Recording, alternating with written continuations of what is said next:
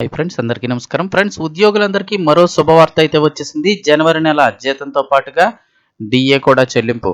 దానికి సంబంధించిన పూర్తి వివరాలు తెలుసుకుందాం. వీడియో పూర్తిగా చూడండి. అలాగే తప్పకుండా లైక్ చేసి ఛానల్ని సబ్స్క్రైబ్ చేసుకోండి. ప్రభుత్వం నుంచి వచ్చే ముఖ్యమైన అప్డేట్స్ అన్ని కూడా ఎప్పటికప్పుడు మన ఛానల్ ద్వారా తెలియజేయడం జరుగుతుంది. అలాగే వీడియోని ఒక లైక్ చేశారంటే మరింత మందికి సమాచారం చేరుతుంది. ఇంకా వివరాల్లోకి అయితే వెళ్ళిపోదాము. సంక్రాంతి పండుగ పూట ఉద్యోగులందరికీ కూడా తెలంగాణ ప్రభుత్వం భారీ శుభవార్త చెప్పింది. ఉద్యోగులకు డిఏ పెంచింది. 30.03% నుంచి 33.67% డిఏను సవరణ చేసింది.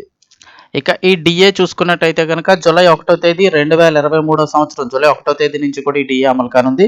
జిల్లా పరిషత్, మున్సిపాలిటీ ఉద్యోగులకు, university teaching, non teaching staff కూడా డిఏ వర్తించనుంది. ఈ జనవరి జీతంతో కలిపి డిఏ చెల్లించనుంది. జూలై 2023 నుంచి డిసెంబర్ 2025 వరకు ఉన్న బకాయిలన్నీ కూడా చెల్లించనుంది. బకాయిలను జీపీఎఫ్ ఖాతాలో వేయనుంది. రిటైర్ అయ్యే ఉద్యోగులకు 30 విడతల్లో బకాయిలు చెల్లించనుంది.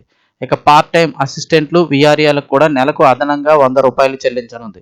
ఇదిలా ఉంటే కాసేపటి క్రితమే డిఏపై ముఖ్యమంత్రి రేవంత్ రెడ్డి కూడా ప్రకటన చేశారు.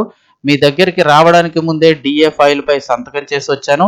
ఈ రోజో రేపో దీనికి సంబంధించిన జీవో అధికారికంగా వెలువడుతుందని చెప్పేసి ఆయన ప్రకటించడంతో ఉద్యోగ వర్గాల్లో హర్షం వ్యక్తమైంది.